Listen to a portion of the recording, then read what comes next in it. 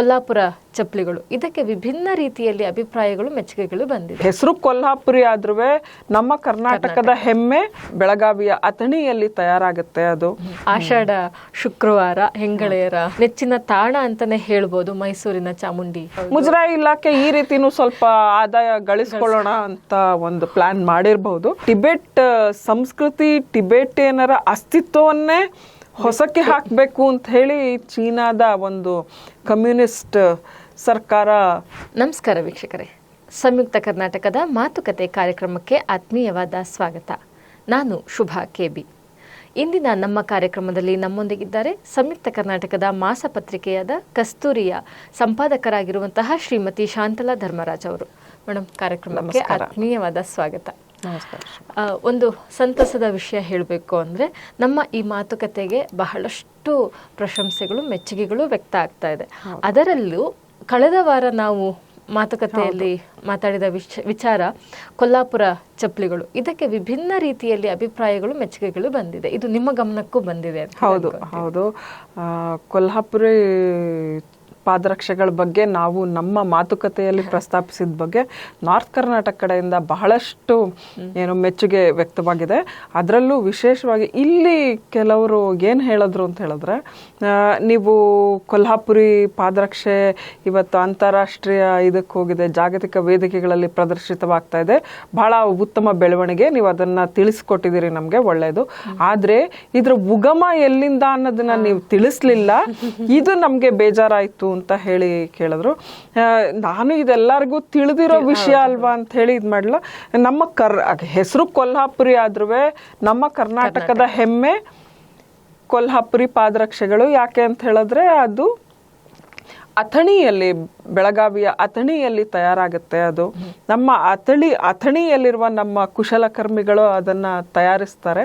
ಹಾಗಾಗಿ ಆದ್ರೆ ಏನಂದ್ರೆ ಅದು ಮುಂಬೈ ಕರ್ನಾಟಕದ ಭಾಗವಾದ್ರಿಂದ ಮೊದಲು ಇದು ಕರ್ನಾಟಕದ ಏಕೀಕರಣಕ್ಕೆ ಮೊದಲು ಅದು ಮುಂಬೈ ಕರ್ನಾಟಕದ ಭಾಗವಾಗಿತ್ತು. ಮತ್ತೆ ಕೊಲ್ಹಾಪುರಿ, ಸಾಂಗ್ಲಿ ಸಂಸ್ಥಾನ ಇವೆಲ್ಲ ಅಕ್ಕಪಕ್ಕ ಇರೋ ಸಾಕಷ್ಟು ಪ್ರದೇಶಗಳು, ಕೊಲ್ಹಾಪುರ ಇವೆಲ್ಲವೂ ಕೂಡ, ಜತ್ತ ಇವೆಲ್ಲವೂ ಮಹಾರಾಷ್ಟ್ರಕ್ಕೆ ಮೊದಲು ಕರ್ನಾಟಕದ ಭಾಗ ಅಂತ ನಾವು ಅನ್ಕೊಂಡಿದ್ವಿ. ಆದ್ರೆ ಆ ಕರ್ನಾಟಕ ಕನ್ನಡ ಮಾತನಾಡುವ ಹೆಚ್ಚಿನ ಪ್ರದೇಶಗಳು ಮಹಾರಾಷ್ಟ್ರಕ್ಕೆ ಹೋಗಿರೋದ್ರಿಂದ ಅಥಣಿ ಇಲ್ಲೇ ಉಳಿದಿರೋದ್ರಿಂದ ಇವತ್ತು ಅಥಣಿಯಲ್ಲಿ ತಯಾರಾದ್ರೂ ಅದಕ್ಕೆ ಹೆಸರು ಮಾತ್ರ ಕೊಲ್ಹಾಪುರಿ. ಮತ್ತ ಅವರು ಮಹಾರಾಷ್ಟ್ರದವರು ಅದನ್ನ ಇದು ನಮ್ಮ ಹೆಗ್ಗುರುತು ಅಂತ ಹೇಳಿ ಏನೋ ಒಂದು ಟ್ರೇಡ್ ಮಾರ್ಕ್ ಮಾಡ್ಕೊಂಡಿದ್ದಾರೆ. ಅದಕ್ಕೆ GI ಟ್ಯಾಗು ಇದೆ. ಪರವಾಗಿಲ್ಲ, ಎಲ್ಲವೂ ಭಾರತದಲ್ಲೇ ತಯಾರಾಗುತ್ತೆ, ಇದು ಭಾರತದ ಏನು ಹೆಮ್ಮೆ ಅಂತ ಹೇಳ್ಬಿಟ್ಟು ನಾವು ಅಂದ್ಕೊಂಡಿರೋದ್ರಿಂದ ನಮಗೇನೋ ಅದರ ಬಗ್ಗೆ ಅಭ್ಯಂತರ ಇಲ್ಲ. ಕರ್ನಾಟಕದವ್ರ ತೀರಾ ಎಲ್ಲದಕ್ಕೂ ನಾವು ತಕರಾರು ಎತ್ತುತ್ತೀವಿ ಅಂತ ಆಗೋದು ಬೇಡ. ಭಾವನಾತ್ಮಕವಾಗಿ ನಾವೆಲ್ಲರೂ ಒಂದೇ ಅಂತ ಹೇಳ್ಕೊಂಡು ಈ ಒಂದು ಉದ್ದೇಶದಿಂದ ಅವತ್ತು ನಾನು ತುಂಬಾ ಅದ್ರ ಬಗ್ಗೆ ಹೇಳಲ್ಲ. ನಮಗೆ ಏನು ಮುಖ್ಯ ಉದ್ದೇಶ ಇದ್ದಿದ್ದು ಮಿಲಾನೋ ಫ್ಯಾಷನ್ ವೀಕ್ ನಲ್ಲಿ ಅದು ಪ್ರದರ್ಶಿತವಾಗಿದೆ, ಆದ್ರೆ ನಮ್ಮ ಒಂದು ಕೊಟ್ಟಿಲ್ಲ ಅಂತ ಹೇಳ್ಬಿಟ್ಟು ಆ ಒಂದು ಕಾರಣದಿಂದ ಹೇಳಿದ್ದು. ಅದೇ ರೀತಿ ಇನ್ನೊಂದು ವಿಷಯದ ಬಗ್ಗೆನೂ ಹೇಳಿದ್ರು, ಅದೇ ಹುಲಿಗಳ ದಾರುಣ ಸಾವು ಬಗ್ಗೆ ಹೇಳಿದ್ರು. ಇದನ್ನ ನೀವು ಪ್ರಸ್ತಾಪಿಸಿದಿರಿ, ಬಹಳ ಡೀಟೇಲ್ ಆಗಿ ಮಾತಾಡಿದಿರಿ, ಎಲ್ಲ ಖುಷಿ ಆಯ್ತು. ಆದ್ರೆ ನೀವು ತಮಿಳ್ನಾಡಿನಿಂದ ಬರುವಂತಹ ಈ ದನಗಳ ಅಲ್ಲೊಂದು ಲಾಬಿ, ಅಲ್ಲೊಂದು ಇದಿದೆ, ಏನದು ಅಲ್ಲೊಂದು ವ್ಯವಸ್ಥೆ ಅಂತ ಹೇಳಿದ್ರೆ ಅಧಿಕೃತ ಅಲ್ಲ, ಅನಧಿಕೃತ ವ್ಯವಸ್ಥೆ ಅದು. ತಮಿಳ್ನಾಡಿಂದ ದನಗಳು ಓಡಿಸ್ತಾರೆ, ಅದನ್ನ ಇಲ್ಲೆಲ್ಲ ಮೇಯಿಸ್ತಾರೆ, ಹೀಗೆಲ್ಲ ಹೇಳ್ಕೊಂಡು ನಾವು ಅಷ್ಟು ಡೀಪ್ ಇದಕ್ಕೆ ಹೋಗೋದು ಬೇಡ ಅಂತ ನನಗನ್ನಿಸ್ತು. ಯಾಕೆಂದ್ರೆ ಅಲ್ಲಿ ಏನೇನೋ ಬೇರೆ ಬೇರೆ ವಿಷಯಗಳು ಸೇರ್ಕೊಂಡಿವೆ, ಅದ್ರ ಅವಶ್ಯಕತೆ ನಮಗಿಲ್ಲ. ನಮಗಿದ್ದು ಹುಲಿಗಳನ್ನ ಹೇಗೆ ವಿಷಪ್ರಾಶನ ಮಾಡಿ ಸಾಯಿಸಿದ್ದಾರೆ, ಅದು ನಮ್ಮ ಒಂದು ಏನು ನಮ್ಮ ಭಾಗಕ್ಕೆ ಸೇರುವ, ನಮ್ಮ ರಾಜ್ಯಕ್ಕೆ ಸೇರಿರುವ ಅರಣ್ಯ ಪ್ರದೇಶದಲ್ಲಿ ಇಂತಹ ಒಂದು ಅಮಾನವೀಯ ಘಟನೆ ನಡೆದಿದೆ ಅಂತ ಹೇಳಿ. ಈಗ ಅದರ ನಂತರ ಮಂಗಗಳ ಸಾವು ಆಗಿದೆ. ಈಗ ಅರಣ್ಯ ಇಲಾಖೆ ಸಾಕಷ್ಟು ಅದರ ಬಗ್ಗೆ ಗಮನ ಹರಿಸಿ ಕ್ರಮಗಳನ್ನ ಕೈಗೊಳ್ತಾ ಇದೆ. ಮತ್ತೆ ಈ ಹುಲಿ ಏನು ವಿಷಪ್ರಾಶನ ಪ್ರಕರಣದ ಹಿನ್ನೆಲೆಯಲ್ಲಿ 3 ಅರಣ್ಯಾಧಿಕಾರಿಗಳನ್ನು ಕೂಡ ಸಸ್ಪೆಂಡ್ ಮಾಡಿದ್ದಾರೆ ಅರಣ್ಯ ಇಲಾಖೆ. ಬಹಳ ತುಂಬಾ ಗಂಭೀರವಾಗಿ ಪರಿಗಣಿಸಿ ಸಾಕಷ್ಟು ಕ್ರಮಗಳನ್ನ ಕೈಗೊಳ್ತಾ ಇದ್ದಾರೆ. ನೋಡೋಣ ಮುಂದೆ ಏನಾಗುತ್ತೆ ಅಂತ ಹೇಳ್ಬಿಟ್ಟು. ಓಕೆ, ಖಂಡಿತ. ಸೊ ಇವತ್ತು ನಾವು ಇನ್ನು ಮುಂದಿನ ವಿಚಾರಕ್ಕೆ ಹೋಗೋದಾದ್ರೆ, ಕಳೆದ ವಾರನೇ ನಾವು ಚರ್ಚೆ ಮಾಡೋಣ ಅಂತ ಅನ್ಕೊಂಡಿದ್ವಿ. ಆಷಾಢ ಶುಕ್ರವಾರ ಹೆಂಗಳೆಯರ ಒಂದು ಏನು ನೆಚ್ಚಿನ ತಾಣ ಅಂತಾನೆ ಹೇಳ್ಬೋದು, ಮೈಸೂರಿನ ಚಾಮುಂಡಿ ದೇವಿಯ ದರ್ಶನ ಮಾಡುವಂಥದ್ದು. ಅಲ್ಲಿ ಈ ವರ್ಷ ಏನ್ ಮಾಡಿದ್ದಾರೆ, ಒಬ್ಬರಿಗೆ ಪ್ರವೇಶ ಟಿಕೆಟ್ 2,000 ತನಕ ಮಾಡಿದ್ದಾರೆ. ಅಂದ್ರೆ ಕ್ಯೂನಲ್ಲಿ ಬರೋದಕ್ಕೆ ನಿಮ್ಗೆ ಆಗಲ್ಲ, ನಿಮಗೆ ಏನು ಸಮಯಾವಕಾಶ ನಿಮ್ಗಿಲ್ಲ, ಬಹಳ ಬೇಗ ಶೀಘ್ರ ದರ್ಶನ ಆಗ್ಬೇಕು ಅನ್ನೋದಾದ್ರೆ, ವಿಶೇಷ ದರ್ಶನ ಬೇಕು ಅಂದ್ರೆ 2,000 ರೂಪಾಯಿ ಕೊಡಿ ಅಂತ ಹೇಳಿ ಮುಜರಾಯಿ ಇಲಾಖೆ ಈ ರೀತಿನೂ ಸ್ವಲ್ಪ ಆದಾಯ ಗಳಿಸ್ಕೊಳ್ಳೋಣ ಅಂತ ಒಂದು ಪ್ಲಾನ್ ಮಾಡಿರ್ಬಹುದು. ಇರ್ಲಿ, ಅದನ್ನ ಕೊಟ್ಟು ಹೋಗೋರು ಇದ್ದಾರೆ. ಅದನ್ನ ಕೊಟ್ಟು ಹೋದ್ರು ದೇವ್ರ ಮುಂದೆ ಎಲ್ರೂ ಒಂದೇ. ನೀವ್ 2,000 ರೂಪಾಯಿ ಕೊಟ್ಟು ಬಂದವರು ಒಂದೇನೆ. ನೀವ್ 2,000 ರೂಪಾಯಿ ಕರ್ಕೊಂಡ್ ಕೊಟ್ರಿ ಅಂತ ಹೇಳಿ ನಿಮ್ಮನ್ನೇನು ದೇವ್ರ ಗರ್ಭಗುಡಿನಲ್ಲಿ ಒಳಗಡೆ ದೇವ್ರ ಮುಂದೆ ಏನು ನಿಲ್ಸಲ್ಲ. ಈಗ ಒಂದು ನನಗೆ, ನಾನು ಅಲ್ಲಿ ಇದ್ದವಳಾದ್ರಿಂದ ನನಗೆ ತುಂಬಾ ಚೆನ್ನಾಗಿ ಗೊತ್ತಿದೆ. ಭಾವನಾತ್ಮಕವಾಗಿ ಮೈಸೂರು ಜಿಲ್ಲೆಯ ಮತ್ತು ಸುತ್ತಮುತ್ತಲಿನ ಜಿಲ್ಲೆಯ ಜನರು ಚಾಮುಂಡೇಶ್ವರಿ ನಾಡದೇವಿ ಅಂತ ನಾವೇನ್ ಕರಿತೀವಿ, ನಾಡದೇವತೆ ಚಾಮುಂಡೇಶ್ವರಿ ಅಂದ್ರೆ ಭುವನೇಶ್ವರಿ, ಚಾಮುಂಡೇಶ್ವರಿ ಎಲ್ಲರೂ ಒಂದೇನೆ, ಶಕ್ತಿ ದೇವತೆ ಅಷ್ಟೇನೆ. ಅವಳ ಒಂದು ದರ್ಶನಕ್ಕೆ ಅವತ್ತು ಬಹಳ ಒಂದು ವಿಶೇಷ ಪವಿತ್ರ ಅಂತ ಹೇಳ್ಬಿಟ್ಟು ಆಷಾಢ ಮಾಸದಲ್ಲಿ ಅವಳ ಒಂದು ದರ್ಶನ ತಗೊಳ್ಬೇಕು ಅಂತ ಎಲ್ಲೆಲ್ಲಿಂದ ಬರ್ತಾರೆ. ನನಗೆ ಅನ್ಸೋದು ಬಹಳ ಬೇಜಾರಿನ ವಿಷಯ ಅಂದ್ರೆ, ನೀವು ಹೌದು ನಿಮಗೂ ಅವತ್ತು ದೇವಿಯ ದರ್ಶನ ಪಡೆದು ದೇವಿಯ ವಿಶೇಷ ಕೃಪಾ ಕಟಾಕ್ಷಕ್ಕೆ ಪಾತ್ರರಾಗಬೇಕು ಅಂತ VIP ಗಳಿಗೆ ಹೇಗಿರುತ್ತೋ ಮನಸ್ಸಿನಲ್ಲಿ, ಅದೇ ತರ ಜನಸಾಮಾನ್ಯರಿಗೂ ಇದ್ದೇ ಇರುತ್ತೆ. ಜನಸಾಮಾನ್ಯರು ಗಂಟೆ ಕಟ್ಲೆ, ಆಮೇಲೆ ಅವರು ದೇವಿಯ ದರ್ಶನ ಆಗೋವರೆಗೂ ಹೊಟ್ಟೆಗೇನು ತಗೊಳ್ಳಲ್ಲ, ನಿರಾಹಾರದಿಂದ ಬಂದು ಅವರಲ್ಲಿ ನಿಂತಿರ್ತಾರೆ. ಎಷ್ಟೋ ಜನ ತಲೆ ಸುತ್ತುತ್ತಾರೆ, ತಲೆ ಸುತ್ತು ಬೀಳೋದು ಇವೆಲ್ಲ ಇರುತ್ತೆ. ನಾನು ಹೇಳೋದು, ದೇವಸ್ಥಾನದ ಆಡಳಿತ ಮಂಡಳಿ, ವಿಶೇಷವಾಗಿ ಮುಜರಾಯಿ ಇಲಾಖೆ ಈ ಬಗ್ಗೆ ಕ್ರಮ ಕೈಗೊಳ್ಳಲೇಬೇಕು. ಏನಪ್ಪಾ ಅಂದ್ರೆ, VIP ಗಳಿಗೆ ಇಷ್ಟರಿಂದ ಇಷ್ಟೊತ್ತು ದರ್ಶನ, ಅವ್ರು ಯಾಕೆ ಬೆಳಗಿನ ಜಾವಕ್ಕೆ ಹೋಗಲ್ಲ? ಅವ್ರಿಗೆ ಮೊದಲನೇ ದರ್ಶನ ತಗೊಳ್ಳಿ, ಅವರು ಬೆಳಗಿನ ಜಾವಕ್ಕೆ ಹೋಗ್ಲಿ. ಇವಾಗ ತಿರುಪತಿಯಲ್ಲಿರುವಂತೆ ನೀವು ಆಷಾಢ ಶುಕ್ರವಾರಕ್ಕೆ, ಮಂಗಳವಾರಕ್ಕೆ ದಯಮಾಡಿ ದರ್ಶನವನ್ನು ವ್ಯವಸ್ಥೆಯನ್ನ ಸ್ವಲ್ಪ ಮುಂಚಿತವಾಗೇ ಮಾಡಿ. 4:15 ಮಾಡ್ತೀರಾ ಮಾಡಿ, ಆದರೆ ಆ ಟೈಮ್ನಲ್ಲಿ VIP-ಗಳು ಬರಬೇಕು ಅಂತ ಹೇಳಿ. ನೀವು ಜನಸಾಮಾನ್ಯರು ಕ್ಯೂನಲ್ಲಿ, ಅವರು 1000 ಮೆಟ್ಲು ಹತ್ತಿ ಬರ್ತಾರೆ, 4 ಗಂಟೆಯಿಂದ ಕ್ಯೂ ನಿಂತಿರ್ತಾರೆ, 1000 ಮೆಟ್ಲು ಹತ್ಕೊಂಡು ಬರ್ತಾರೆ. ಅವರು ದೇವಸ್ಥಾನದ ಬಾಗಿಲಿನಲ್ಲಿ ಬಂದು ತಮ್ಮ ಕಾರ್ನಿಂದ ಇಳಿಯಲ್ಲ. ಅವರು ಅಷ್ಟು ಒಂಥರ ಖಾಲಿ ಹೊಟ್ಟೆಯಲ್ಲಿ ಅಷ್ಟು 1000 ಮೆಟ್ಲು ಹತ್ಕೊಂಡು ಬರ್ತಾರೆ. ಆಮೇಲೆ ಅಲ್ಲೆಲ್ಲ ಚಿರತೆ ಎಲ್ಲ ಓಡಾಡುವಂತಹ ಜಾಗ ಅದು. ಅವ್ರು ಯಾವುದನ್ನೂ ಲೆಕ್ಕಿಸದೆ, ದೇವಿ ನೀನೇ ನಮ್ಮನ್ನು ರಕ್ಷಿಸು ಅಂತ ಹೇಳ್ಕೊಂಡು ಬರ್ತಾರೆ. ಅವರು ಚಾಮುಂಡಮ್ಮ ನೀನೇ ನಮ್ಗೆ ದಿಕ್ಕು ಅಂತ ಹೇಳ್ಕೊಂಡು ಬರ್ತಾರೆ. ಅಂತ ಭಕ್ತಾದಿಗಳಿಗೆ ಗಂಟೆ ಕಟ್ಲೆ ಕಾಯಿಸಿ ನೀವು VIP-ಗಳನ್ನ ದೇವ್ರ ಮುಂದೆ ಅರ್ಧರ್ಧ ಗಂಟೆ ನಿಲ್ಸೋದಿದೆಯಲ್ಲ, ಅದು ಎಷ್ಟರ ಮಟ್ಟಿಗೆ ಸರಿ? ಇದನ್ನ ಮುಜರಾಯಿ ಇಲಾಖೆ ಗಂಭೀರವಾಗಿ ಪರಿಗಣಿಸ್ಬೇಕು. ಯಾಕಂದ್ರೆ ಜನರಿದ್ರಷ್ಟೇ ಎಲ್ಲಾರು, ಎಲ್ಲಾ ಏನೋ ಅಧಿಕಾರಸ್ಥರು, ಎಲ್ಲ ಅಧಿಕಾರಕ್ಕೆ ಅವ್ರು ಬರೋದು ಪ್ರತಿಯೊಂದು ಜನರಿಂದ. ಜನರನ್ನ ನೀವು ಅಯ್ಯೋ ಅಂತ ಅನ್ನಿಸ್ಬಿಟ್ಟು ಜನರಿಂದ ಹಿಡಿಶಾಪ ಹಾಕಿಸ್ಕೊಂಡು ನೀವು ಹೋಗಿ ದೇವ್ರ ಮುಂದೆ ಅರ್ಧ ಗಂಟೆ ನಿಂತ್ರೆ ಏನ್ ಪ್ರಯೋಜನ? ಆದ್ರಿಂದ ನಿನ್ನೆ ನೋಡಿ, ಎಲ್ಲ ನಮ್ಮ ಸರ್ಕಾರದ ಟಾಪ್ ಮೋಸ್ಟ್ ರಾಜಕಾರಣಿಗಳು ದಂಪತಿ ಸಮೇತ ಹೋಗಿ ಅಲ್ಲಿ ದೇವರ ದರ್ಶನ ಪಡೆದಾರೆ. ಪಡೀಲಿ, ಎಲ್ರೂ ಪಡಿಬೇಕು, ಎಲ್ರಿಗೂ ದೇವಿಯ ಒಂದು ಏನೋ ಶ್ರೀರಕ್ಷೆ ಬೇಕೇ ಬೇಕು. ಆದ್ರೆ ತಾವು ಅದಕ್ಕೊಂದು ಸೂಕ್ತ ಸಮಯ ನಿಗದಿಪಡಿಸಿ, VIP-ಗಳು ಇಂಥ ಟೈಮಲ್ಲೇ ಬರಬೇಕು ಅಂತ ಹೇಳಿ, ಅಂಥ ಟೈಮ್ನಲ್ಲಿ ಅವ್ರು ಎದ್ದು ಬರ್ಲಿ, ಬಂದು ಅವರು 3:15 ಮಾಡಿ, ಬೇಕಿದ್ರೆ 3:15 ಮಾಡಿ. ಹೆಂಗೂ ಅಲ್ಲಿ ಪುರೋಹಿತರೆಲ್ಲ ಶಿಫ್ಟ್ ಡ್ಯೂಟಿನಲ್ಲೇ ಮಾಡೋರು ಆ ಕೆಲಸನ. ಹಾಗಾಗಿ ಬರ್ಲಿ, ಬಂದು ದರ್ಶನ ತಗೊಳ್ಳಿ, ಯಾರು ಬೇಡ ಅಂತಂತಾರೆ. ಜನರಿಗೆ ತೊಂದರೆ ಕೊಟ್ಟು ಇವ್ರು ಹೋಗಿ ದೇವ್ರ ಮುಂದೆ ನಿಲ್ಲೋದಿದೆಯಲ್ಲ, ಅದು ಅಷ್ಟು ಸಮಂಜಸ ಅಂತ ಅನಿಸೋಲ್ಲ. ಖಂಡಿತ ಹೌದು. ನೀವು ಹೇಳಿದ್ದು ಅಕ್ಷರಶಃ ಒಪ್ಪುವಂತ ಮಾತು. ಮತ್ತೆ ಇದು ಸಾಮಾನ್ಯ ಜನರಲ್ಲೂ ಬಹಳ ಚರ್ಚೆಗೆ ಆಗ್ತಾ ಇರೋ ವಿಚಾರ ಕೂಡ ಹೌದು. ಯಾಕಂದ್ರೆ ನಾನು ಗಮನಿಸಿದ ಹಾಗೆ ಬೆಳಗಿನ ಜಾವ 3:30-4 ಗಂಟೆಗೆ ಮೆಟ್ಲು ಹತ್ಕೊಂಡು ಹೋಗಿ ಕ್ಯೂ ಹೇಳೋದು, ಆದ್ರೂ ಕೂಡ ಅವ್ರಿಗೆ 12 ಗಂಟೆ ಜೀವದ ಹಂಗು ತೊರೆದು. ಯಾಕೆ ಅಂತ ಹೇಳಿದ್ರೆ ಅಲ್ಲಿ ನಾನು ಹೇಳದ್ನಲ್ಲ, ವನ್ಯಜೀವಿಗಳು, ವನ್ಯಮೃಗಗಳು ಬಹಳ ಇದೆ ಅಲ್ಲಿ. ಏನು ಚಾಮುಂಡಿ ಬೆಟ್ಟದ ಒಂದು ಅರಣ್ಯ ಪ್ರದೇಶದಲ್ಲಿ. ಹಾಗಾಗಿ ದಯಮಾಡಿ ಮುಜರಾಯಿ ಇಲಾಖೆ ಈ ಬಗ್ಗೆ ಗಮನ ಹರಿಸಬೇಕು. ಜನರ ಬಗ್ಗೆ ಒಂದು ಕಳಕಳಿಯ ಮನವಿ ಹೌದು ಅನ್ಕೊಂಡ್ರು. ಓಕೆ, ಸೊ ಹಾಗೆ ಇನ್ನೊಂದು ವಿಚಾರಕ್ಕೆ ನಾವು ಹೋಗೋದಾದ್ರೆ, ಮಹಾರಾಷ್ಟ್ರದಲ್ಲಿ ಹಿಂದಿ ಹೇರಿಕೆ ಬಗ್ಗೆ ನಾವು 2 ಸಂಚಿಕೆ ಹಿಂದೆ ಮಾತಾಡಿದ್ವಿ. ಸೊ ಆ ಹಿಂದಿ ಹೇರಿಕೆಯನ್ನ ಇವಾಗ ಫಡ್ನವೀಸ್ ಅವರು ವಾಪಸ್ ತಗೊಂಡಿದ್ದಾರೆ. ಹೌದು, ಯಾವಾಗ ಜನಾಭಿಪ್ರಾಯ ಹಿಂದಿಯ ವಿರುದ್ಧವಾಗಿ ಅಂದ್ರೆ 3 ಲ್ಯಾಂಗ್ವೇಜ್ ಸಿಸ್ಟಮ್ನ ಏನು ಅವರು ತ್ರಿಭಾಷಾ ಸೂತ್ರವನ್ನ ಜಾರಿಗೊಳಿಸ್ಬೇಕು ಅಂತ ಹೇಳಿ ಅವ್ರೇನು ಮುಂದಾಗಿದ್ರೋ ಅದಕ್ಕೆ ಯಾವಾಗ ಜನಮಾನಸದಲ್ಲಿ ಒಪ್ಪಿಗೆ ಇಲ್ಲ ಅಂತ ಗೊತ್ತಾಯ್ತೋ ಆಗ ಫಡ್ನವೀಸ್ ಅವರು ಮತ್ತೆ ಎಲ್ಲಕ್ಕಿಂತ ಹೆಚ್ಚಾಗಿ ಠಾಕ್ರೆ ಬ್ರದರ್ಸ್ ಅಂದ್ರೆ they are Thackeray cousins, actually not exactly own brothers. ಅವರು ಏನು ಬಾಳಾ ಠಾಕ್ರೆ ಅವರ ಸಹೋದರಿಯ ಪುತ್ರ ರಾಜ್ ಠಾಕ್ರೆ.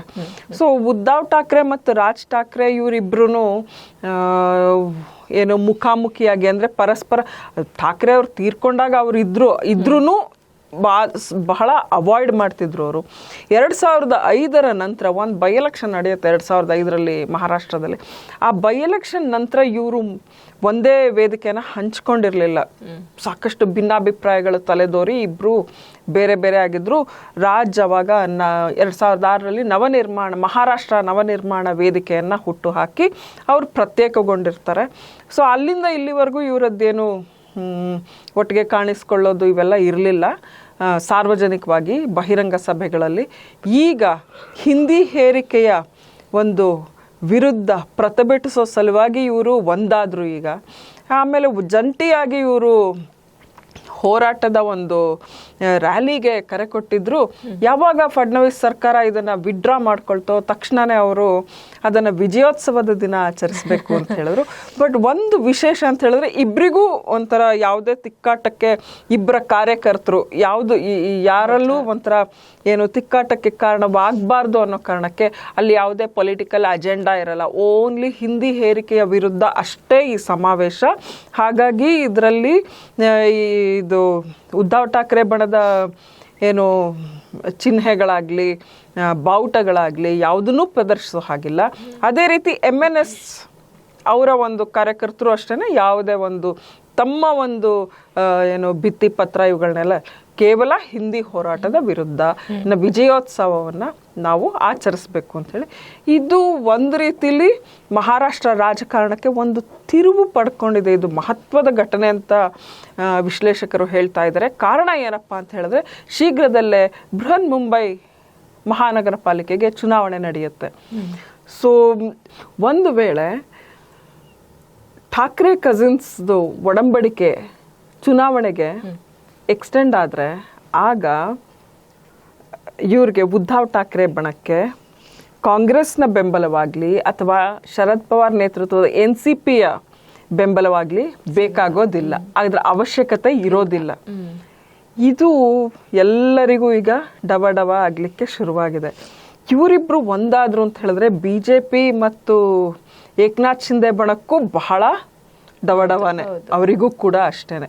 ಹಾಗಾಗಿ ಎಲ್ಲರೂ ಒಂಥರ ಕಾತರದಿಂದ ಒಂಥರ ಏನಾಗ್ಬೋದು ಇವರಿಬ್ಬರದ್ದು ಇದು ಏನು ಮೈತ್ರಿ ಎಲ್ಲಿಗೆ ಹೋಗುತ್ತೋ ಇದು ತಗೊಂಡು ಅಂತ ನೋಡ್ತಾ ಇದ್ದಾರೆ.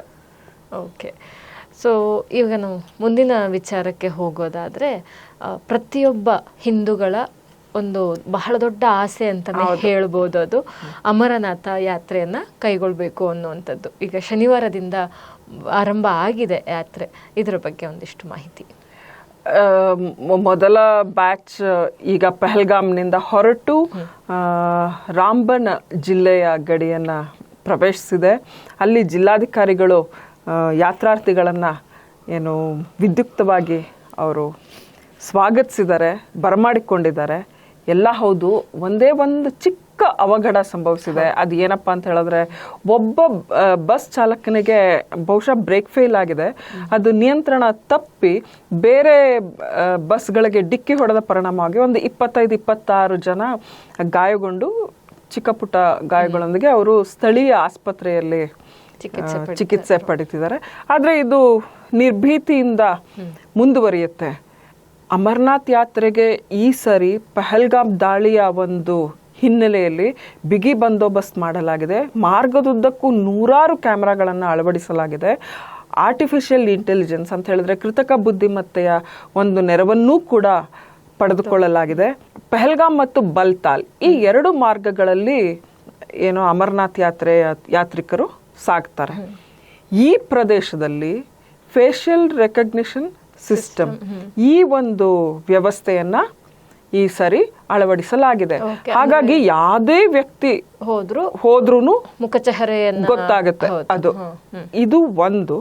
ಇನ್ನೊಂದು, ಪ್ರತಿ ಯಾತ್ರಾರ್ಥಿಗೂ ರೇಡಿಯೋ ಫ್ರೀಕ್ವೆನ್ಸಿ ಐಡೆಂಟಿಫಿಕೇಶನ್ ಟ್ಯಾಗ್ ಅನ್ನ ಅಳವಡಿಸಲಾಗಿದೆ. ಈ ಯಾತ್ರಾರ್ಥಿ ಎಲ್ಲೇ ಹೋಗ್ಲಿ ಅವ ಮಿಸ್ ಆಗ್ಲಿಕ್ಕೆ ಚಾನ್ಸೇ ಇಲ್ಲ. ಎಲ್ಲವೂ ಮಾನಿಟರ್ಡ್. ಸೊ ಅದಕ್ಕೆ ಹೇಳಿದ್ದು ಈ ಸರಿ ಎಷ್ಟು ಮುನ್ನೆಚ್ಚರಿಕೆ ತಗೊಂಡಿದ್ದಾರೆ ಅಂತ ಹೇಳಿದ್ರೆ ಯಾವುದೇ ಒಂದು ಹಾನಿ ಸಂಭವಿಸಬಾರದು ಅಂತನ್ನೋ ಕಾರಣಕ್ಕೆ ಇದು ಬಿಗಿ ಬಂದೋಬಸ್ತ್ ಮಾಡಿದರೆ, ರಕ್ಷಣೆಯನ್ನು ದುಪ್ಪಟ್ಟು ಮಾಡಿದ್ದಾರೆ ಈ ಸರಿ. ಯಾಕೆಂತ ಹೇಳಿದ್ರೆ ಮಾಡಕ್ ಬಿಡಲ್ಲ, ನಾವು ಸಕ್ಸಸ್ ಆಗಕ್ ಬಿಡಲ್ಲ ಅಂತ ಕೆಲವರು ಹೇಳಿದ್ದಾರೆ. ಸೊ ಆ ಒಂದು ಕಾರಣದಿಂದ ಭಾರತ ಸರ್ಕಾರ ಹಾಗೂ ಜಮ್ಮು ಮತ್ತು ಕಾಶ್ಮೀರದ ಸ್ಥಳೀಯ ಸರ್ಕಾರವೂ ಕೂಡ ಈ ನಿಟ್ಟಿನಲ್ಲಿ ಬಿಗಿ ಬಂದೋಬಸ್ತ್ ಮಾಡಿ ಸಾಕಷ್ಟು ಮುನ್ನೆಚ್ಚರಿಕೆ ಕ್ರಮಗಳನ್ನು ಕೈಗೊಂಡಿದೆ.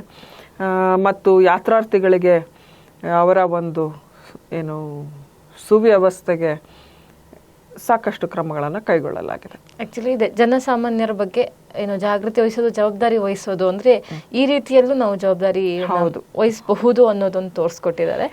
ದೊಡ್ಡ ಪ್ರಮಾಣದಲ್ಲಿ ಜನ ಆಗಮಿಸಿದ್ದಾರೆ. ಅವ್ರು ಯಾವುದನ್ನೂ ಲೆಕ್ಕಕ್ಕೆ ಇಟ್ಕೊಂಡಿಲ್ಲ. ಪಹಲ್ಗಾಮ್ ದಾಳಿ ಇರ್ಬೋದು, ಉಗ್ರರ ಇದಿರ್ಬೋದು, ಯಾವುದನ್ನು ಅವ್ರು ಲೆಕ್ಕಕ್ಕೆ ಇಟ್ಕೊಳ್ಳದೆ ಬಂದಿದ್ದಾರೆ.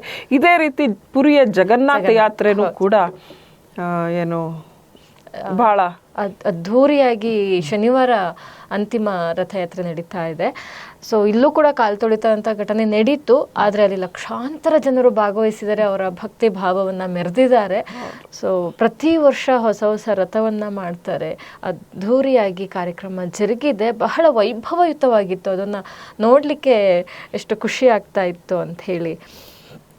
ಸೊ ಇವಾಗ ನಾವು ಮುಂದೆ ಅಂತಾರಾಷ್ಟ್ರೀಯ ಸುದ್ದಿಗಳಿಗೆ ಹೋಗೋಣ. ಈ ಸಲ ಸ್ವಲ್ಪ ನಾವು ಪಾಸಿಟಿವ್ ಥಿಂಗ್ಸ್ನ ನೋಡ್ಬೋದು ಅನ್ಸುತ್ತೆ ಇಂಟರ್ನ್ಯಾಷನಲ್ಲಿ. ಮೊದಲನೇದಾಗಿ ಹೇಳಬೇಕು ಅಂದರೆ ಹಮಾಸ್ ಒಂದು ಪಾಸಿಟಿವ್ ರೆಸ್ಪಾನ್ಸ್ನ ಕೊಟ್ಟಿದೆ. ಇದ್ರ ಜೊತೆಗೆ ಹಾಗೆ ಏನು ಅಮೆರಿಕ ಮತ್ತು ವಿದ್ಯಾರ್ಥಿಗಳ ಜಂಜಾಟ ಒಂದು ನಡೀತಾ ಇದೆ. ಇದು ಎಲ್ಲ ವಿಚಾರಗಳನ್ನ ಒಟ್ಟಿಗೆ ಡಿಸ್ಕಸ್ ಮಾಡ್ಬೋದು. ಹಮಾಸ್ ಇಷ್ಟು ದಿನ ಈ ಥರ ಬಗ್ಗಿರ್ಲಿಲ್ಲ ಅಂತ ಹೇಳಿದ್ರೆ, ತನ್ನ ಒಂದು ಬಿಗಿಪಟ್ಟನ್ನ ಸಡಿಲಿಸಿರ್ಲಿಲ್ಲ.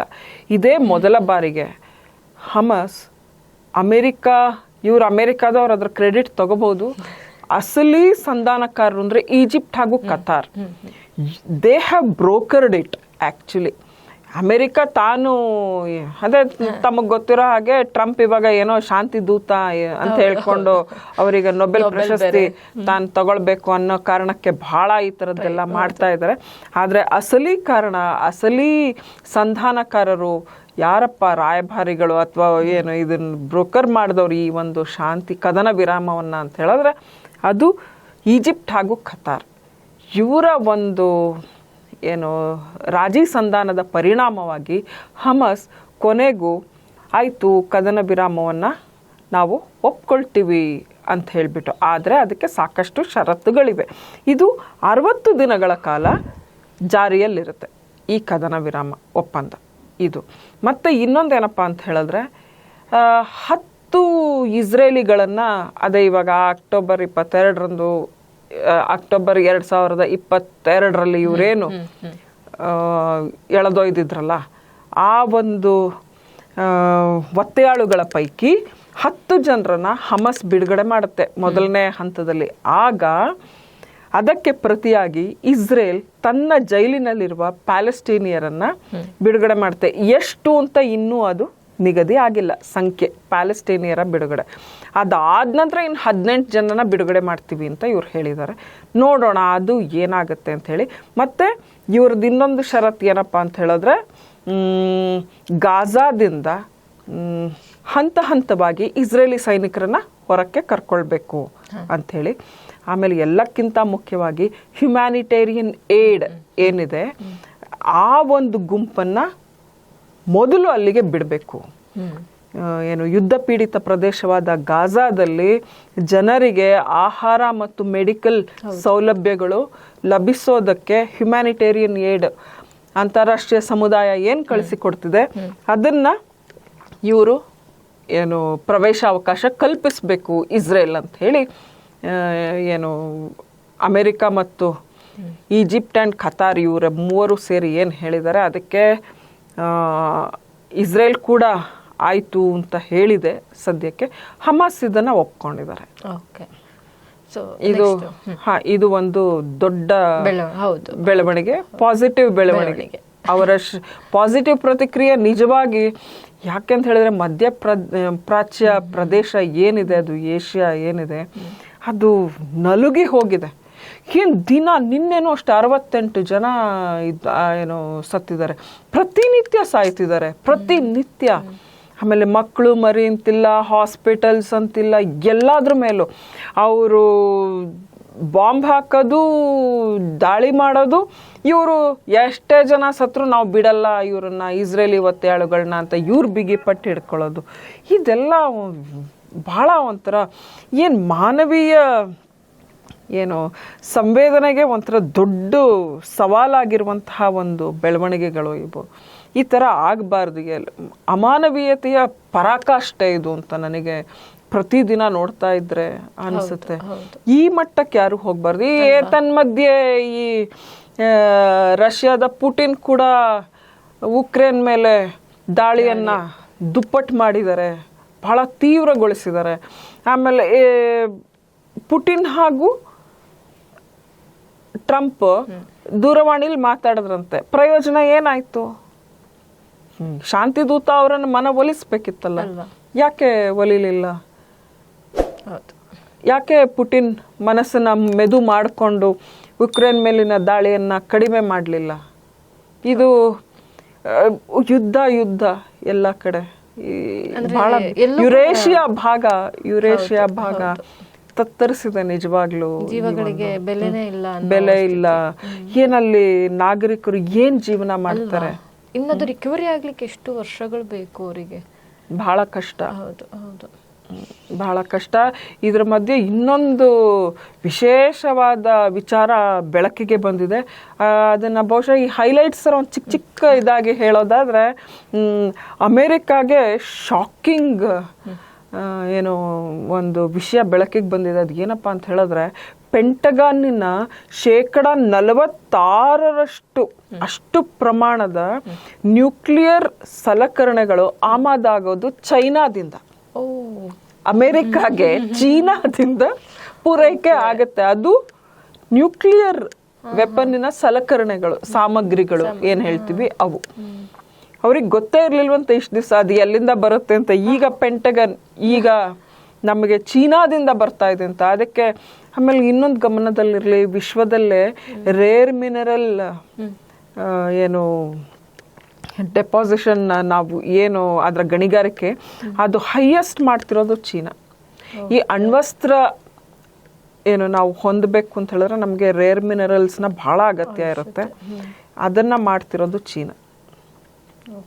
ಚೀನಾ ಒಂದ್ ರೀತಿಲಿ ದೈತ್ಯ. ಅದಕ್ಕೆ ಮಾನವೀಯತೆ ಅನ್ನೋದು ಇಲ್ವೇ ಇಲ್ಲ ಬಿಡಿ.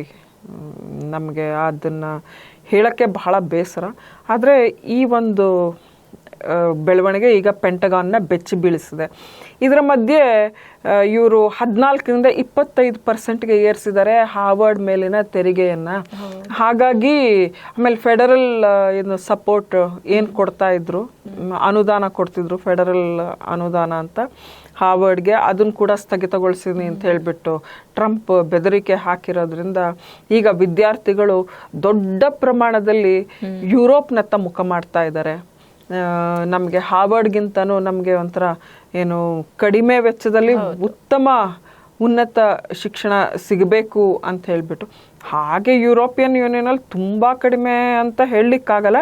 ಆದರೂ ಅಮೇರಿಕಕ್ಕೆ ಹಾರ್ವರ್ಡ್ ಕಂಪೇರ್ ಮಾಡಿದ್ರೆ ಎಸ್ ಕಡಿಮೆ ವೆಚ್ಚದಲ್ಲಿ ಇವರು ಪಡೆದುಕೋಬಹುದು. ಹಾಗಾಗಿ ಲಂಡನ್ನಲ್ಲಿ ಬಹಳ ಹೌದು, ಎಲ್ಲ ಕಾಲೇಜ್ಗಳಿದೆ, ಎಲ್ಲ ಯೂನಿವರ್ಸಿಟಿಗಳಿಗೆ ಈಗ ವಿದೇಶಿ ವಿದ್ಯಾರ್ಥಿಗಳ ಒಳಹರಿವು ದೊಡ್ಡ ಪ್ರಮಾಣದಲ್ಲಿ ಆಗ್ತಾ ಇದೆ ಅಂತ ಹೇಳಿ ವರದಿ ಇದೆ.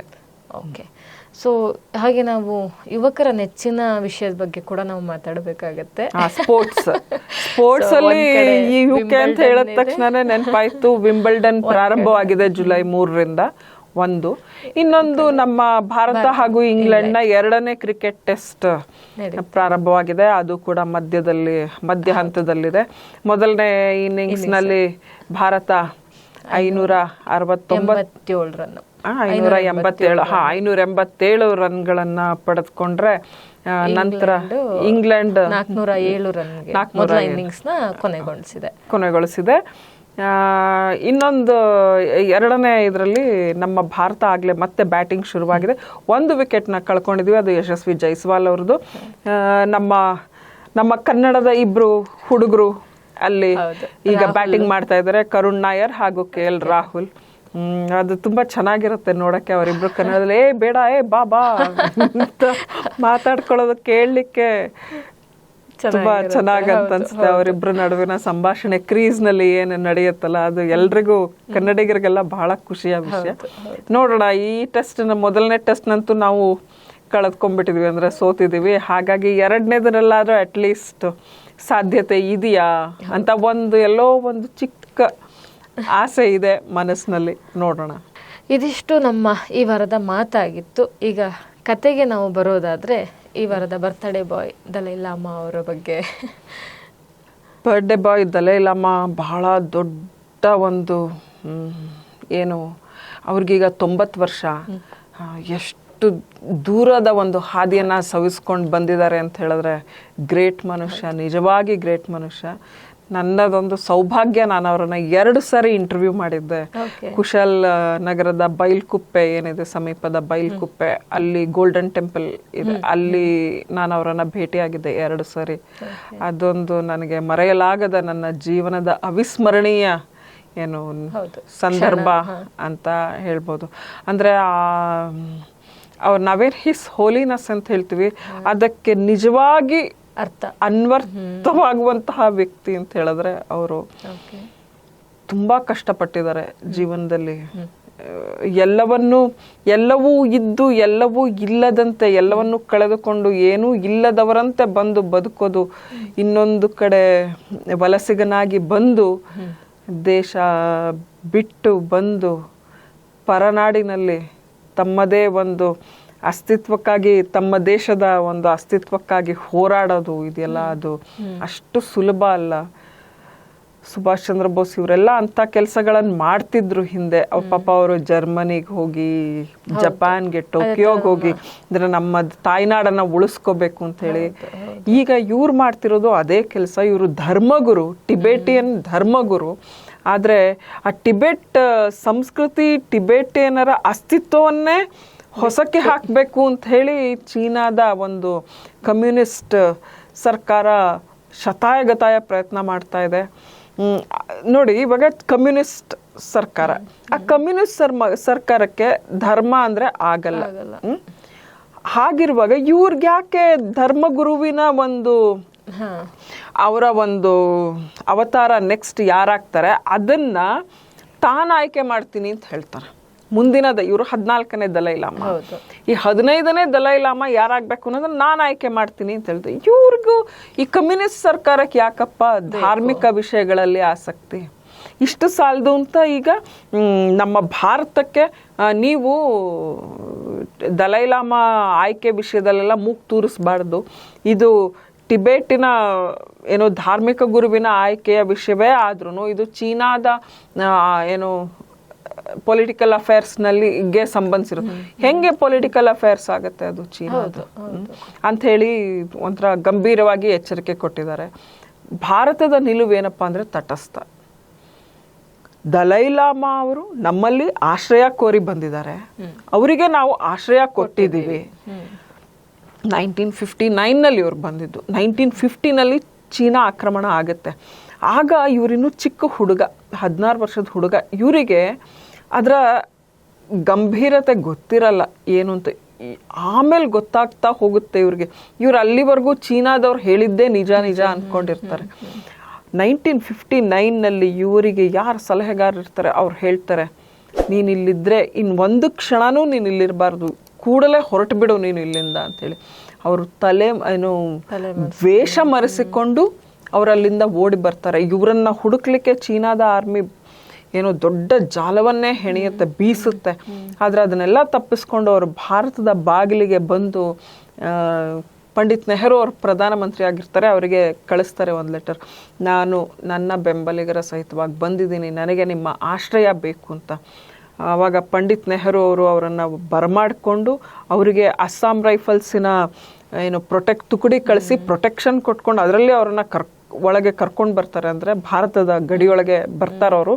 ಬಂದ ನಂತರ ಅವರು ಅದನ್ನು ಪಾರ್ಲಿಮೆಂಟ್ನಲ್ಲಿ ಅನೌನ್ಸ್ ಮಾಡ್ತಾರೆ, ಈ ಥರ ದಲೈ ಲಾಮಾ ಬಂದಿದ್ದಾರೆ, ನಮ್ಮ ಆಶ್ರಯದಲ್ಲಿದ್ದಾರೆ ಅವರು ಅಂತ. ಆಗ ಕರ್ನಾಟಕ ಸರ್ಕಾರ ಎಷ್ಟು ಉದಾರ ಮನಸ್ಸು, ನಾವು ಮೊದಲಿಂದನೂ ಉದಾರಕ್ಕೆ ಉದಾರ ಮನಸ್ಥಿತಿ, ಉದಾರ ಮನೋಭಾವಕ್ಕೆ ನಾವು ಹೆಸರಾದವರು. 3,000 ಎಕರೆ ಪ್ರದೇಶವನ್ನ ಕೊಡ್ತೀವಿ ನಾವು ಟಿಬೆಟಿಯನ್ ನಿರಾಶ್ರಿತರ ಪುನರ್ವಸತಿಗೆ ಗೋಸ್ಕರ. ಕೊಳ್ಳೇಗಾಲದ ಹತ್ರದ ಅಲ್ಲೊಂದು ಜಾಗ ಇದೆ, ಕೊಳ್ಳೇಗಾಲದ ಸಮೀಪ. ಹಾಗೆ ಧಾರವಾಡದ ಹತ್ರ ಮುಂಡಗೋಡ್ ಇದೆ ಅಲ್ಲಿ. ಮತ್ತೆ ಎಲ್ಲಕ್ಕಿಂತ ಮುಖ್ಯವಾಗಿ ಗೋಲ್ಡನ್ ಟೆಂಪಲ್ ಇರುವಂತಹ ಬೈಲ್ಕುಪ್ಪೆ, ಹುಣಸೂರು, ಪಿರಿಯಾಪಟ್ಟಣ ಹಾಗೂ ಕುಶಾಲನಗರದ ನಡುವಿನಲ್ಲಿದೆ. ಇಲ್ಲಿ ಬಹಳ ಸವಿಸ್ತಾರವಾಗಿದೆ. ಟಿಬೆಟಿಯನ್ನರು ಬಹಳ ಶ್ರಮಜೀವಿಗಳು. ಅವರು ಬಂಜರು ಭೂಮಿಯಲ್ಲಿ ಹಸಿರು ಹೊನ್ನನ್ನು ಬೆಳೆಯೋದಕ್ಕೆ ಅವರು ಬಹಳ ಪ್ರಸಿದ್ಧರಾದವರು. ಅದನ್ನು ಅವ್ರು ಮಾಡಿ ತೋರಿಸಿದ್ದಾರೆ ಎಲ್ಲಿ ಬೈಲ್ಕುಪ್ಪೆನಲ್ಲಿ. ಬಹಳ ಒಳ್ಳೆ ಉತ್ತಮ ಗುಣಮಟ್ಟದ ಮೆಕ್ಕೆಜೋಳವನ್ನು ಅವರು ಅಲ್ಲಿ ಬೆಳೀತಾರೆ ಅವರು. ಇನ್ನೊಂದು ದಲೈ ಲಾಮಾ ಅವ್ರ ಬಗ್ಗೆ ಹೇಳಬೇಕು ಅಂತ ಹೇಳಿದ್ರೆ, ಭಾರತೀಯರಿಗೆ ಎಷ್ಟು ಜನಕ್ಕೆ ಈ ವಿಷಯ ಗೊತ್ತಿದೆ ನನಗೆ ಗೊತ್ತಿಲ್ಲ. ಕಾರ್ಗಿಲ್ ಯುದ್ಧದಲ್ಲಿ ನಾವು ಗೆಲುವು ಸಾಧಿಸೋಕ್ಕೆ ದಲೈ ಲಾಮಾ ಅವರ ಕೊಡುಗೆನೂ ಇದೆ. 25 ವರ್ಷ ಆಯಿತು ಕಾರ್ಗಿಲ್ ಯುದ್ಧ ನಡೆದು. ಅದನ್ನು ಕೆಲವರು ಶ್ಯಾಡೋ ವಾರ್ ಅಂತ ಹೇಳ್ತಾರೆ. ಈ ಯುದ್ಧದಲ್ಲಿ ಭಾರತೀಯ ಸೈನ್ಯ ಗೆಲುವು ಸಾಧಿಸೋದಕ್ಕೆ, ಮೇಲುಗೈ ಸಾಧಿಸೋದಕ್ಕೆ ಕಾರಣನೇ ಮೂಲತಃ ದಲೈ ಲಾಮಾ. ಅದು ಹೆಂಗಾಗತ್ತೆ ಅಂತ ಹೇಳಿದ್ರೆ ನಮಗೆ ಗೊತ್ತಿರಲ್ಲ. 1 ವರ್ಷ ಮುಂಚೆ ನಾವೆಲ್ಲ ಶಿಮ್ಲಾ ಒಪ್ಪಂದವನ್ನ ಚಾಚೂ ತಪ್ಪದೆ ಪಾಲಿಸ್ತಾ ಇದ್ವಿ, ಪಾಕಿಸ್ತಾನನೂ ಹಾಗೆ ಇರುತ್ತೆ ಅಂತ ನಾವು ಅನ್ಕೊಂಡಿದ್ವಿ. ನಮಗೆ ಗೊತ್ತಿರಲಿಲ್ಲ ಅವರು ಚಳಿಗಾಲದಲ್ಲಿ ನಾವು ಅಲ್ಲಿ ಪಹರೆ ಕಾಯ್ತಿರ್ಲಿಲ್ಲ, ಯಾಕೆಂದ್ರೆ ಮೈನಸ್ ಅಲ್ಲಿರುತ್ತೆ, ಅಲ್ಲಿ ಹೋಗಕ್ಕೆ ಜೀವನ ಮಾಡಕ್ ಕಷ್ಟ ಅಂತ ಹೇಳ್ಬಿಟ್ಟು. ಆದ್ರೆ ಆ ಒಂದು ಸಂದರ್ಭದಲ್ಲಿ ಪಾಕಿಸ್ತಾನ ತನ್ನ ಸುಮಾರು 5,000 ಸೈನಿಕರನ್ನ ಅಲ್ಲಿ ಜಮಾಯಿಸಿರುತ್ತೆ. ಸುಳ್ಳು ಹೇಳುತ್ತೆ, ಬಾಡಿಗೆ ಅವರು ಬೇರೆ ಜನರು ಲೋಕಲ್ ಟ್ರೈಬ್ಸ್ ನಮಗೆ ಗೊತ್ತಿರಲಿಲ್ಲ ಅಂತ. ಆ್ಯಕ್ಚುಲಿ ಅವರು ಬಾಡಿಗೆ ಸೈನಿಕರು ಅಂತ ಇವ್ರೇನು ಹೇಳ್ತಾರೆ ಅದು ಅಂತ ಹೇಳಿದ್ರೆ ಸೋಗಿನಲ್ಲಿ ಬಂದಂತಹ ಪಾಕಿಸ್ತಾನಿ ಸೈನಿಕರು. ಅವರೆಲ್ಲ ಬಂದು ಮೇಲಿನ ಚೆಕ್ ಪೋಸ್ಟ್ಗಳನ್ನು ಆಕ್ರಮಿಸ್ಕೊಂಡ್ಬಿಟ್ಟಿರ್ತಾರೆ. ಇವರಿಗೆ ಹತ್ತಲಿಕ್ಕೆ ಭಯ, ಅಂದರೆ ಹೋದರೆ ಜೀವ ಕಳ್ಕೊಳ್ಳೋದು ಗ್ಯಾರಂಟಿ ಅಂತ ಹೇಳ್ಬಿಟ್ಟು. ಆಗ ಲಡಾಖ್ ಸ್ಕೌಟ್ಸ್ ಅಂತ ನಮ್ಮ ಭಾರತೀಯ ಸೇನೆಯ ಒಂದು ತುಕಡಿ ಇದೆ, ಒಂದು ಬಟಾಲಿಯನ್ ಇದೆ ಎಲ್ಲಿ ಲಡಾಖ್ ಸ್ಥಳೀಯ ಜನರು ಇರುವಂಥದ್ದು. ಅವರೆಲ್ಲ ಎತ್ತರ ತುಂಬ ಏನು ಇರಲ್ಲ. ಅಲ್ಲಿ ಬಂದಿದ್ದವರೆಲ್ಲ ಪಾಕಿಸ್ತಾನದಿಂದ ಬಂದಿದ್ದವರೆಲ್ಲ ಪಠಾಣರು, ಬಹಳ ಎತ್ತರ 6 ಅಡಿ ಮೇಲೆ ಇರೋರೆಲ್ಲ, 6 ಅಡಿ 6, 2, 6'2", 6'4" ಆ ಥರ ದೈತ್ಯರವರೆಲ್ಲ. ಇವರೆಲ್ಲ ಗಿಡ್ಡ ವ್ಯಕ್ತಿಗಳು. ಇವ್ರಿಗೆ ಹೇಳ್ತಾರೆ, ನೀವು ಹೋಗಿ ಅಲ್ಲಿ ಇವರನ್ನೇ ಮೊದಲು ನೀವು ಹೋಗಿ ಫಸ್ಟ್ ನೀವು ಹೋಗಬೇಕು, ನಿಮ್ಮ ಹಿಂದೆ ಭಾರತದ ಇತರೆ ಸೇನಾ ತುಕಡಿಗಳು ಬರುತ್ತವೆ ಅಂತ ಹೇಳ್ಬಿಟ್ಟು. ಯಾಕೆಂದ್ರೆ ಎಲ್ರಿಗೂ ಹೆದರಿಕೆ. ಇವರು ಲಡಾಖ್ ಪರ್ವತ ಪ್ರದೇಶದವರಾದ್ರಿಂದ ಇವರಿಗೆ ಪರ್ವತನ ಈಸಿಯಾಗಿ ಹತ್ತಬಹುದು, ಇವ್ರು ಹೋಗ್ಲಿ ಅಂತ ಹೇಳಿ. ಒಂದ್ ರೀತಿಲಿ ಇವ್ರನ್ನ ಒಂಥರ ಬಲಿದಾನ ಕೊಡೋ ಒಂದು ಉದ್ದೇಶ ಅಂತ ಎಲ್ರಿಗೂ ಅದು ಬಹಿರಂಗ ಸತ್ಯ. ಅದು ನೀವು ಹೋಗಿ ನಿಮ್ಮನ್ನ ಒಂದೇ ಕೈಯಲ್ಲಿ ಹಿಂಗೆ ಎತ್ತಿ ಇಳಿಸ್ಬಿಡ್ತಾರೆ ಅಂತ ಹೆದರ್ಸ್ಬಿಟ್ಟಿರ್ತಾರೆ. ಯಾರಿಗೆ? ಲಡಾಖ್ ಸ್ಕೌಟ್ಸ್ ಯೋಧರಿಗೆ ಎಲ್ಲ ಜನ ಹೆದರ್ಸಿರ್ತಾರೆ. ಇವರು ಒಂಥರ ಏನು morally they were not strong. ಹೀಗೆ ನಮ್ಗೆ ಹೋದರೆ ನಾಳೆ ನಮ್ಮ ಅಸ್ತಿತ್ವ ಇಲ್ಲ, ಏನಪ್ಪ ಮಾಡೋದು ಅಂತ. ಆಗ ಇವರ ತುಕಡಿಯ ಒಂದು ಹೆಡ್ ಆದ ಮೇಜರ್ ಸೋನಮ್ ವಾಂಗ್ಚುಕ್ ಇವರಿಗೆ ಗೊತ್ತಿರುತ್ತೆ ಲಡಾಖ್ಗೆ ದಲೈಲಾಮಾ ಬಂದಿದ್ದಾರೆ ಅಂತ. ಆಮೇಲೆ ದಲೈಲಾಮಾ ಹೇಳಿದ್ರೆ ಅದು ಹೈಯೆಸ್ಟ್ ಜನರಿಗೆ, ದೇವರು ಹೇಳ್ದಂಗೆ, ದೇವರ ವಾಕ್ಯ ಅದು. ಸೊ ಇವರು ಆ 40 ಜನರನ್ನು ಕರ್ಕೊಂಡು ದಲೈಲಾಮಾರ ಸಂದರ್ಶನಕ್ಕೆ ಒಂದು ಏರ್ಪಾಡು ಮಾಡ್ತಾರೆ.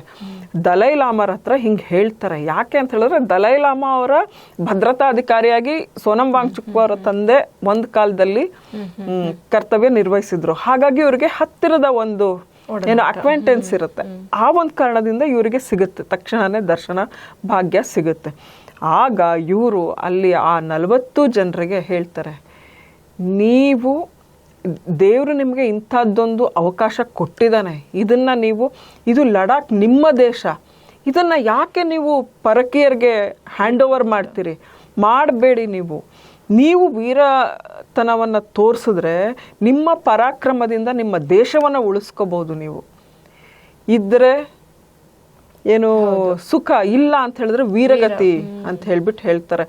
ಅವರ ಒಂದು ಮಾತಿನಿಂದ ಒಂದು ಹುಮ್ಮಸ್ಸು ಬಂದು ಮಾರನೇ ದಿನ ಅಟ್ಯಾಕ್ ಮಾಡ್ತಾರೆ ಇವರು. ಹೋಗಿ ಪಾಕಿಸ್ತಾನದ 11 ಜನರನ್ನ ಏನು ಇವರು ಹತ್ಯೆ ಮಾಡಿ ಮೇಲಿನ ಏನು ಪೋಸ್ಟ್ಗಳನ್ನೆಲ್ಲ ಇವರು ವಶಪಡಿಸ್ಕೊಂಡು ಆ ಒಂದು ಬೆಳವಣಿಗೆಯ ನಂತರವೇ ಭಾರತ ಮೇಲುಗೈ ಸಾಧಿಸೋದಕ್ಕೆ ಪ್ರಾರಂಭವಾಗಿದ್ದು. ಒಂದು ವೇಳೆ ಈ ಘಟನೆ ಆಗಿರಲಿಲ್ಲ ಅಂದಿದ್ರೆ ಶ್ರೀನಗರ ಲೇಹ್ ಹೆದ್ದಾರಿ ಬಂದಾಗಿ ಆ ಹೆದ್ದಾರಿಯಲ್ಲಿ ಪಾಕಿಸ್ತಾನ ಆರ್ಮಿ ಒಳಗೆ ಬಂದ್ಬಿಡ್ತಿತ್ತು. ಇದು ಯಾವ ಥರ ಗೊತ್ತಾ ಶುಭ? ನಾನು ನಿಮ್ಗೆ ಹೇಳಿದ್ರೆ ನಿಮಗೆ ನಾನು ಹೇಳೋದು ಗೊತ್ತಾಗಲ್ಲ.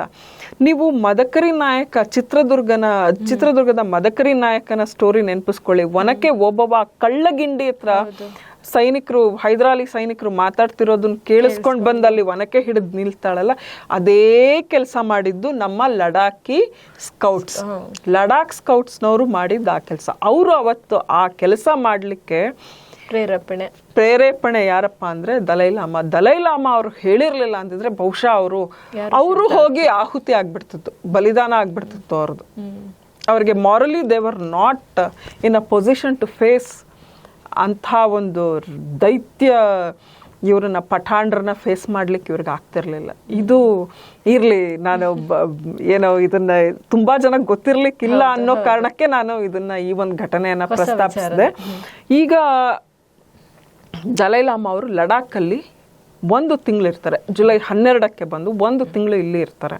ಈ ಸಂದರ್ಭದಲ್ಲಿ ಅವರ ತಮ್ಮ ಏನು ಮುಂದಿನ 15ನೇ ದಲೈಲಾಮಾ ಯಾರಾಗಬೇಕು ಅನ್ನೋದ್ರ ಬಗ್ಗೆ ಅವರು ಒಂದು ಏನೋ ಗಟ್ಟಿಯಾದ ಒಂದು ತೀರ್ಮಾನವನ್ನು ಹೇಳ್ತಾರೆ. ಅವ್ರಿಗಾಗಲೇ ಹೇಳಿದ್ದಾರೆ, ಅದಕ್ಕೆ ಒಂದು ಟ್ರಸ್ಟ್ ಏನ ಅವರು ಸ್ಥಾಪಿಸಿದ್ದಾರೆ, ಅವರೇ ನಿರ್ಧರಿಸಬೇಕು ಅಂತ. ಮೊದಲು ಅವರು ಬಹಳ ಬೇಸತ್ತು, ಒಮ್ಮೊಮ್ಮೆ ಕೆಲವೆಲ್ಲ ಹೇಳಿದರು ಅವರು ಹೇಳಿಕೆಗಳು. ಮುಂದಿನ ದಲೈಲಾಮಾ ಪುರುಷನೇ ಆಗಬೇಕು ಅಂತಿಲ್ಲ, ಸ್ತ್ರೀ ಬೇಕಾದರೂ ಆಗಬಹುದು ಅಂತ ಹೇಳಿದ್ರು. ಆಮೇಲೆ ಇನ್ನೊಂದ್ಸರಿ ಹೇಳಿದ್ರು, ನನಗೆ ದಲೈಲಾಮಾ ಪರಂಪರೆ ಮುಗಿಯುತ್ತೆ ಅಂತ ಹೇಳ್ಬಿಟ್ಟು. ಈ ಸರಿ ಅದೆಲ್ಲ ಬಹುಶಃ ಅವೆಲ್ಲದ್ರಿಂದ ಸ್ವಲ್ಪ ಸುಧಾರಿಸ್ಕೊಂಡಿದ್ದಾರೆ. ನೋಡೋಣ ಏನಾಗುತ್ತೆ ಮುಂದಿನ ದಿನಗಳಲ್ಲಿ ಅಂತ. ಆದರೆ ನಾನು ಈ ಕಥೆಯನ್ನು ಯಾಕೆ ಹೇಳ್ತಿದ್ರೆ, ಒಬ್ಬ ವ್ಯಕ್ತಿ ಎಷ್ಟೋ ರೀತಿಯಲ್ಲಿ ಪ್ರೇರೇಪಣೆ ಕೊಡಬಹುದು ಜನರಿಗೆ, ವಿಶ್ವಕ್ಕೆ ಪ್ರೇರೇಪಕರಾಗಿದ್ದಾರೆ ಇವರು, ಪ್ರೇರಣಾ ಶಕ್ತಿಯಾಗಿದ್ದಾರೆ ದಲೈಲಾಮಾ. ಶಾಂತಿ ದೂತ, ನಿಜವಾಗಿ ಶಾಂತಿ ದೂತ ಇವರು. ಅವರನ್ನು ನೋಡಿದ್ರೇ ಒಂದು ಏನು ಶಾಂತಿಯ ಅಪರಾವತಾರ, ಒಂದು ಸಾಕಾರ ಮೂರ್ತಿ ಅವರು. ನೀವು ಅವ್ರನ್ನ ಭೇಟಿ ಆದ್ರೆ ಗೊತ್ತಾಗತ್ತೆ, ಆ ಒಂದು ಸ್ಮೈಲ್ ಇದೆಯಲ್ಲ, ಅದು ಮಗುವಿನ ನಿಷ್ಕಳಂಕ ಅದು ಒಂದು ಸ್ಮೈಲ್ ಅದು. ನೋಡೋಣ ಈ ಬರ್ತ್ಡೇಯ ನಂತರದ ಬೆಳವಣಿಗೆಗಳು ಹೇಗಾಗುತ್ತೆ. ಯಾಕಂದ್ರೆ ಅವರು 1.5 ತಿಂಗಳ ಬಹುಶಃ ಇಲ್ಲೇ ಇರ್ತಾರೆ ಲಡಾಖ್ನಲ್ಲಿ. ಈ ಸಂದರ್ಭದಲ್ಲಿ ನೋಡಿ ಅವ್ರಿಗೆ Z+ ಸೆಕ್ಯೂರಿಟಿ ಕೊಡ್ತಾ ಇದ್ದಾರೆ. ಯಾಕಂದ್ರೆ ಈಗ ಚೀನಾ ಏನ್ ಬೇಕಾದ್ರೂ ಮಾಡ್ಬೋದು. ನೋಡಿ 11ನೇ ಪಂಚೆನ್ ಲಾಮಾನ ಇವರು ಗುರುತಿಸ್ತಿದ್ದ ಹಾಗೇನೆ ಚೀನಾ ಅವರನ್ನ ಕಾಣೆಯಾಗಿಸ್ಬಿಡ್ತು. 30 ವರ್ಷಗಳಿಂದ ಪಂಚೆನ್ ಲಾಮಾ ಎಲ್ಲಿದ್ದಾರೆ ಅನ್ನೋದೇ ಗೊತ್ತಿಲ್ಲ. ಈ ಬೆಳವಣಿಗೆಗಳೆಲ್ಲ ಬಹಳ ಒಂಥರ ಭಯಾನಕ, ಅಂದ್ರೆ ಭಯ ಹುಟ್ಟಿಸುತ್ತೆ ನಿಜ ಹೇಳಬೇಕು ಅಂತ ಹೇಳಿದ್ರೆ. ಅದಕ್ಕೆ ಇವರು ಬಾಯಿ ಬಿಡ್ತಾ ಇಲ್ಲ. ಈಗ ಅವರ ನೆಕ್ಸ್ಟ್ ಅವತಾರ ಹೇಗೆ ಯಾರು ಬರ್ತಾರೆ ಅಂದರೆ, ಇವರನ್ನ ಈ ದಲೈ ಲಾಮಾನ 2 ವರ್ಷದವರಿದ್ದಾಗ ಇವರಲ್ಲಿನ ಗುಣಲಕ್ಷಣಗಳನ್ನ ಕಂಡು ಹಿಡಿದು ಇವರು ಮುಂದಿನ ದಲೈ ಲಾಮಾ ಅಂತ ಇವರನ್ನ ಘೋಷಿಸಲಾಯಿತು. ಹಾಗೇನೆ ಈ ಟ್ರಸ್ಟ್ ಏನು ಇವ್ರು ಸ್ಥಾಪಿಸ್ತಾರೆ ಅಂದ್ರೆ ಅವರೆಲ್ಲ ಹಿರಿಯ ಟಿಬೆಟಿಯನ್ ಬೌದ್ಧ ಧರ್ಮಗುರುಗಳಿರ್ತಾರೆ. ಅವರೆಲ್ಲ ಸೇರಿ ಇಂತಿಂಥದ್ದು ಅಂದ್ರೆ ಈ ದಲೈ ಲಾಮಾರ್ಗೆ ಸೇರಿದ ವಸ್ತುಗಳು ಅದನ್ನೆಲ್ಲ ಆ ಮಗು ಗುರುತಿಸ್ಬೇಕು, ಅದು ಹೆಂಗಾರು ಪ್ರಕಟಿಸ್ಬೇಕು ಅದನ್ನ.